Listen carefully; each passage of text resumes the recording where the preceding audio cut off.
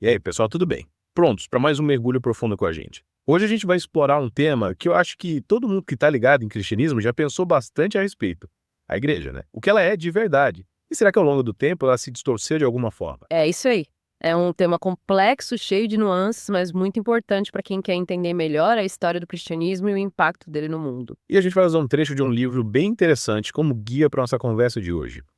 O livro se chama A Igreja, Essência e Distorções. Isso. Preparem-se, porque o autor já começa o texto com uma frase forte que nos convida a refletir sobre a unidade da igreja. Ele cita Efésios 4,5 e diz: um só Senhor, uma só fé, um só batismo. Já no começo ele coloca a gente para pensar, né? Qual que é a essência da igreja? O que ela deveria ser? Exatamente. E a partir dessa ideia de unidade, ele vai mostrando como essa realidade se contrasta com a grande variedade de denominações que existem hoje, cada uma com sua própria interpretação da fé. É verdade. E não é que a gente fica meio perdido com tantas denominações, é tanta ramificação que às vezes até desanima, né? Como se a mensagem principal tivesse se diluído em meio a tantas interpretações. Pois é, e o autor critica essa fragmentação da igreja.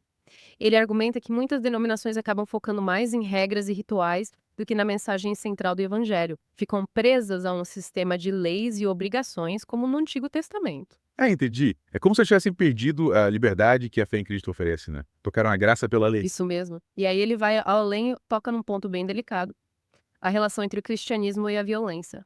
Ao longo da história, muita violência foi justificada em nome da fé. É verdade. A gente costuma ouvir que a culpa das guerras e dos conflitos é do cristianismo. Mas será que a culpa é da fé em si ou da forma como ela foi usada? É essa pergunta que o autor nos faz.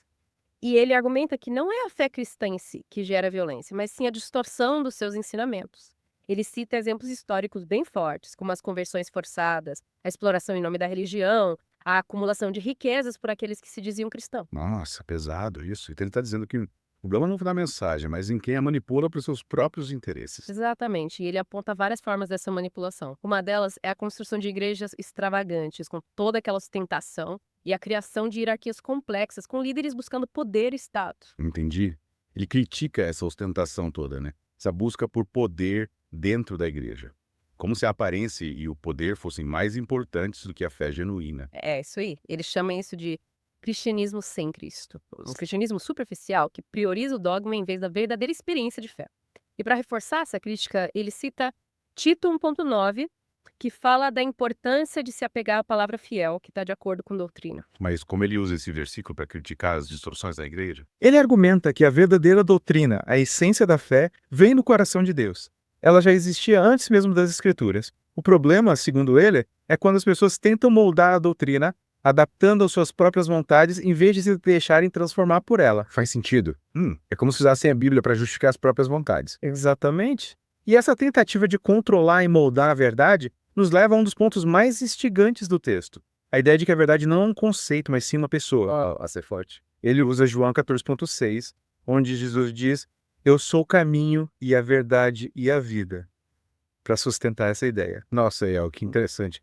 Uma mudança de perspectiva e tanto, né? A gente está acostumado a pensar na verdade como algo absoluto, um conjunto de regras. Mas se a verdade é uma pessoa, como a gente pode se aproximar dela? É essa pergunta que fica, né? E é sobre isso que a gente vai continuar conversando na próxima parte do nosso mergulho. Pois é, né? A gente fica pensando, se a verdade é uma pessoa, como a gente pode se aproximar dela? Como que isso impacta a nossa fé? É uma pergunta que não sai da minha cabeça. O autor nos coloca para pensar de um jeito totalmente novo. Me deixa bem curioso para saber o que mais ele tem a dizer sobre isso. Bem interessante, o autor continua desenvolvendo essa ideia e fala sobre dois sistemas. O sistema da verdade, que é centrado em Cristo, e o sistema da mentira, que coloca o homem no centro de tudo. Caramba, é uma divisão bem radical, né? E aí me faz pensar, será que a gente está buscando a verdade em Cristo mesmo? Ou a gente é preso num sistema que coloca o homem no centro? É uma pergunta que a gente precisa se fazer, né? E o autor alerta para o perigo de viver um cristianismo superficial, preocupado com aparência, dogmas vazios, sem conexão com a essência da fé. Ele critica bastante a ostentação, as igrejas extravagantes, as hierarquias complexas, né? Parece que tudo isso distorce a mensagem original de Cristo. Sim. Ele questiona se esse aparato todo, essa busca por poder dentro da igreja, realmente reflete a simplicidade do evangelho. Afinal, a verdadeira adoração deve ser em espírito e em verdade. E por falar em distorções, ele também volta a criticar a divisão da igreja em tantas denominações, cada uma com sua versão da verdade, né? Essa fragmentação acaba enfraquecendo a mensagem do cristianismo, né? Gera disputas, preconceitos. Às vezes parece que cada grupo cristão está mais preocupado em defender seu próprio ponto de vista do que em viver o evangelho. É verdade, a gente vê isso acontecendo o tempo todo, né? Tanta briga, tanta intolerância entre as denominações. Pois é, mas o autor nos convida a buscar a unidade. Ele lembra que existe um só Senhor, uma só fé, um só batismo, como a gente viu lá em Efésios. É como se ele estivesse nos chamando de volta para a essência do cristianismo, né? Para a É. simplicidade do evangelho. Exatamente. É um chamado para a gente se libertar das amarras das tradições humanas e se conectar com a verdade que está em Cristo. Mas como fazer isso na prática? Como encontrar essa unidade em meio a tantas diferenças? É a grande questão, né?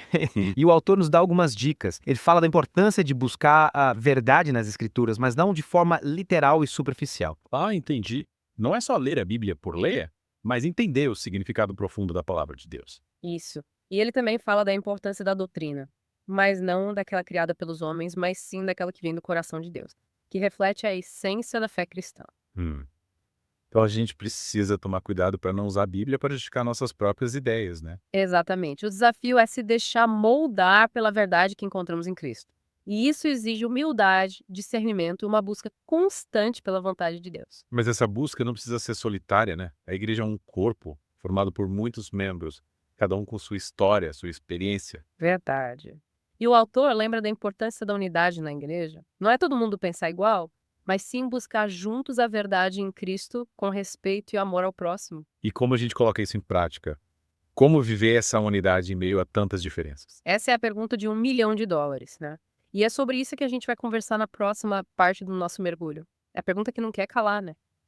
Como viver essa unidade em meio a tanta diferença? Como colocar em prática essa ideia de unidade que o autor propõe? O autor usa algumas pistas. Ele volta àquela ideia central, né? Um só Senhor, uma só fé, um só batismo. Ah, entendi. Independente da denominação, a gente precisa se unir em torno daquilo que é essencial, a fé em Jesus Cristo. Isso. Essa é a base, o ponto de encontro para a unidade da igreja. Mas aí vem a pergunta, né? Como fazer isso sem cair na armadilha do dogmatismo da intolerância? Pois é, tem muita gente usando a religião para excluir, para julgar, para impor suas ideias. É verdade, mas o próprio autor critica esse tipo de cristianismo, um cristianismo superficial, que se apega a regras e tradições, esquecendo do amor, da compaixão. Então, a unidade que ele propõe não é baseada na uniformidade, não é todo mundo pensar igual. Não, não. É uma unidade baseada no respeito, na busca sincera pela verdade em Cristo. Uma unidade que acolhe a diversidade, que reconhece que cada um tem sua própria jornada, sua própria forma de se conectar com Deus. Exatamente. Mas e aí? Como a gente constrói essa unidade na prática? Quais os passos que a gente pode dar para viver a fé de um jeito mais autêntico? Eu acho que o primeiro passo é a humildade. Reconhecer que a gente não tem todas as respostas. E que nossa interpretação da fé é só uma entre muitas, né? Isso. A gente precisa estar aberto para aprender com outras pessoas, com outras experiências. E ter a coragem de questionar, né? Ir além das respostas prontas, buscar um entendimento mais profundo. Com certeza. Dialogar com quem pensa diferente da gente. E tudo isso guiado pelo amor, pela compaixão, pelo desejo de servir ao próximo, como Jesus ensinou. É como se a gente tivesse que desconstruir aquela imagem da igreja como uma instituição rígida, cheia de regras. Redescobrir a essência da igreja como uma comunidade de amor, de acolhimento e serviço. Uma comunidade onde cada um se sente amado e respeitado, né? E essa comunidade não se limita às paredes de um templo. Ela se estende a todos os lugares, a todas as pessoas. É verdade. É a gente levando o amor de Cristo para onde a gente for. Exatamente. É a gente vivendo o evangelho de forma integral, transformando o mundo com a nossa fé, o nosso amor. Nossa, que bonito isso. É um desafio e tanto, né? Mas é um desafio que vale a pena. Afinal, como o autor mesmo diz, a verdade não é um conceito, é uma pessoa. Jesus Cristo. É nesse encontro com Cristo, nesse relacionamento com Ele que a gente encontra a verdadeira unidade, a verdadeira paz. Que mensagem inspiradora para a gente encerrar nosso mergulho. Saímos daqui com a cabeça cheia de ideias, com o coração cheio de esperança. E com muita vontade de viver nossa fé de um jeito mais autêntico, mais transformador. Que essa busca pela verdade em Cristo continue nos guiando, nos inspirando. É isso aí. E que ela nos una como comunidade. Obrigado a todos que mergulharam fundo com a gente nesse tempo tão importante. Até a próxima.